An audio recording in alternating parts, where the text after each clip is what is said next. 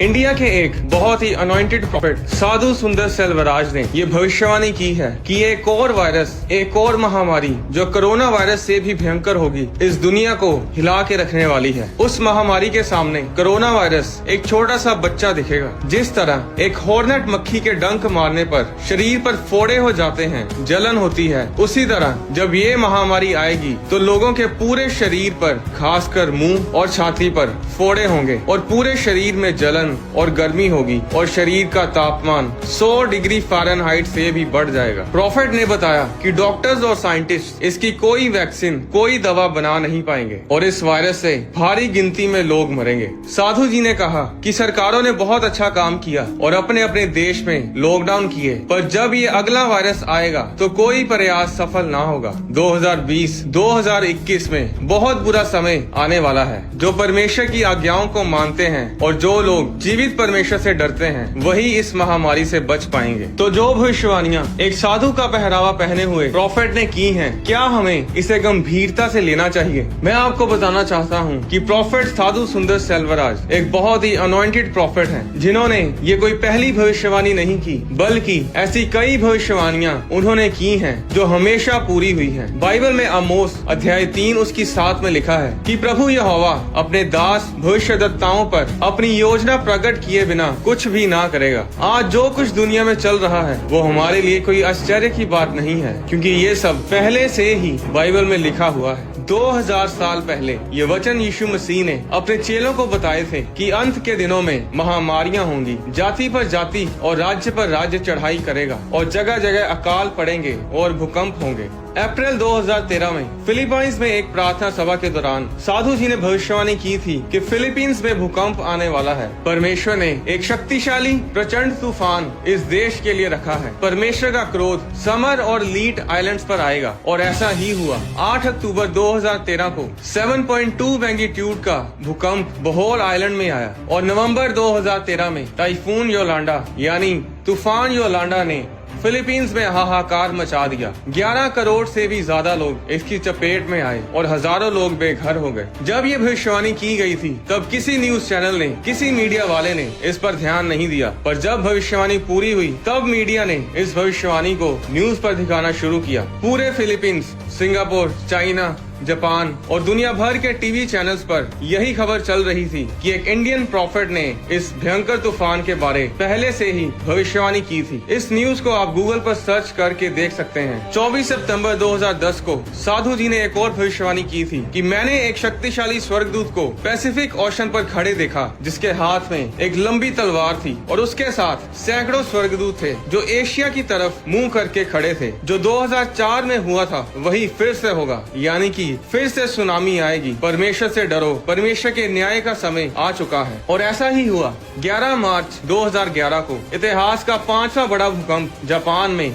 उसी जगह के पास आया जहां प्रॉफिट साधु सुंदर सेल्वराज ने भविष्यवाणी की थी। उस भूकंप के कारण बहुत बड़ी सुनामी उठी, जिसकी ऊंचाई 124 फुट यानी 12 मंजिलों की ऊंचाई तक सुनामी की लहरें जा रही थी, जिसमें 1,20,000 इमारतें तबाह हो गई और 15,000 से भी ज्यादा की संख्या में लोग मरे और 2500 लोग अभी तक लापता हैं। ऐसी बहुत सी भविष्यवाणियां प्रॉफिट सुंदर सेल्वराज ने की हैं जो पूरी हुई हैं। तो क्या ये सुनामी, क्या ये भूकंप परमेश्वर की ओर से हैं? जब जब लोग परमेश्वर से दूर हुए हैं और पाप में बढ़े हैं, तब तब परमेश्वर का न्याय प्रकट हुआ है। जब जब परमेश्वर के लोगों पर सताव हुआ है, जब मासूमों और धर्मी लोगों को मारा गया है, तब परमेश्वर का कोप उस देश, उस जगह, उस नगर, उस जाति पर प्रकट हुआ है।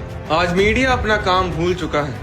मीडिया इतना खराब हो चुका है कि जो खबर उन्हें दिखानी चाहिए उसे वो दिखाते नहीं, कुत्ते बिल्लियों की खबरें दिखाने में व्यस्त रहते हैं। अगर मीडिया इन भविष्यवाणियों को अपने चैनल्स पर दिखाए तो लोग न सिर्फ अपने गलत रास्तों से फिरेंगे बल्कि देश बचाए जाएंगे। बाइबल में योना अध्याय 1 में लिखा है कि जब नीनवे शहर का पाप बढ़ गया तो परमेश्वर ने अपने दास भविष्यद्वक्ता योना को नीनवे शहर प्रचार करने के लिए भेजा कि 40 दिनों में नीनवे शहर तबाह कर दिया जाएगा। जब राजा को इस भविष्यवाणी के बारे में पता चला तो योना अध्याय 3 उसकी 6 में लिखा है, तब ये समाचार नीनवे के राजा के कान में पहुंचा और उसने सिंहासन सिंहासन पर से उठ अपना राजकीय ओढ़ना उतार कर टाट ओढ़ लिया और राख पर बैठ गया। और राजा ने प्रधानों से सम्मति लेकर निन्वे में इस आज्ञा का ढिंढोरा पिटवाया कि क्या मनुष्य, क्या गाय बैल, क्या भेड़ बकरी या अन्य पशु कोई कुछ भी ना खाए, वे ना खाएं और ना पानी पिएं। मनुष्य और पशु दोनों टाट ओढ़ें और वे परमेश्वर को पुकारें। वे अपने गलत कामों से फिरें और उस उपद्रव से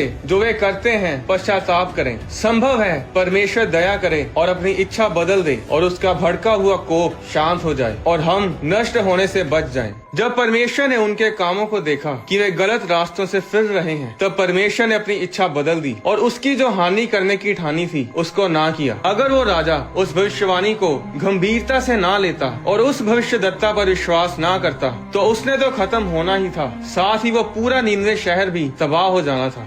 आज समस्या ये है कि आज देश के हाकिम, देश के प्रधानमंत्री, राष्ट्रपति, देश को चलाने वाले लोग ना तो परमेश्वर की सुनते हैं और ना परमेश्वर के दासों की।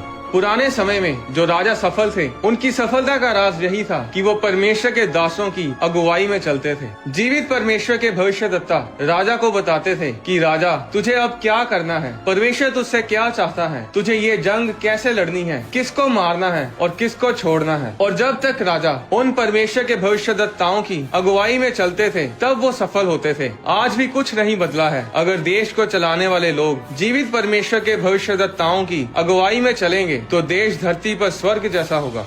जिस देश को ये पता हो कि क्या होने वाला है, वो हमेशा उस आने वाले संकट के लिए तैयार रहेगा या फिर पश्चाताप करेगा और उस संकट से बच जाएगा। उत्पत्ति अध्याय 41 में लिखा है, सब देशों में अकाल पड़ने लगा परंतु मिस्र देश में अन्न था। जब मिस्र का सारा देश भूखों मरने लगा तब प्रजा फिरौन से चिल्ला चिल्ला कर रोटी मांगने लगी और वह सब मिस्रियों से कहा करता था, यूसुफ के पास जाओ और जो कुछ वह तुमसे कहे वही करो।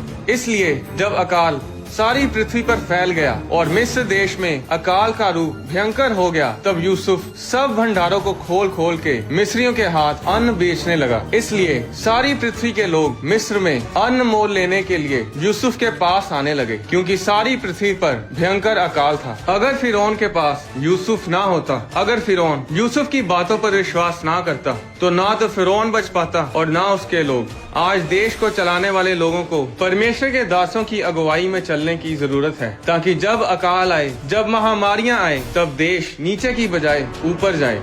जो टिड्डियों का आक्रमण महाराष्ट्र, यूपी, पंजाब, राजस्थान और जिसे हमने अन्य राज्यों और देशों में देखा, ये कोई नई चीज नहीं है। हजारों साल पहले ये सब होता रहा है और ये परमेश्वर के न्याय का प्रतीक है। उत्पत्ति अध्याय 10 में जब फिरौन ने परमेश्वर के लोगों को आजाद नहीं किया कि वे अपने परमेश्वर की आराधना करें, तो परमेश्वर ने उस देश में टिड्डियों को भेजा जिन्होंने उस देश की सारी फसल को चट कर दिया। ये सब बाइबल में लिखा हुआ है। जो होने वाला है, जो दिन आने वाले हैं, उन सब के बारे बाइबल में लिखा है। बताओ कोई ऐसी पुस्तक जो हजारों साल पहले लिखी गई हो और जिसमें आने वाले कल के बारे में लिखा हो और उसमें लिखी हर एक बात, हर एक भविष्यवाणी पूरी हो रही हो। बताओ कोई ऐसी पुस्तक जिसमें ये बताया हो कि इस युग का अंत कैसे होगा, मरने के बाद इंसान कहाँ जाता है, उसकी आत्मा कहाँ जाती है, स्वर्ग और नर्क क्या है, कब नई धरती बनाई जाएगी, कब इंसान कभी नहीं मरेगा और कब वो परमेश्वर के साथ हमेशा के लिए राज्य करेगा। ये सब बाइबल में लिखा है।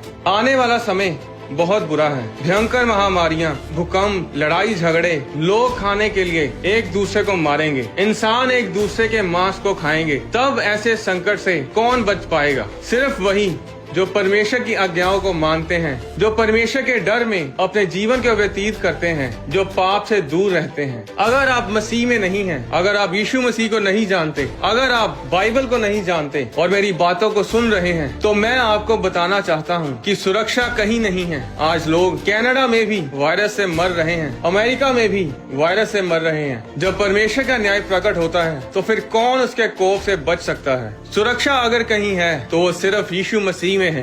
अब ध्यान से सुनिएगा, यीशु मसीह कोई धर्म नहीं, परमेश्वर ने कोई धर्म नहीं बनाया, परमेश्वर ने कोई जात नहीं बनाई, परमेश्वर ने इंसान को बनाया है। आप जिस भी धर्म से हैं, जात से हैं, यीशु मसीह आपके धर्म को नहीं, आपके जीवन को बदलते हैं। बाइबल में लिखा है कि चख के देखो यहोवा कैसा भला है।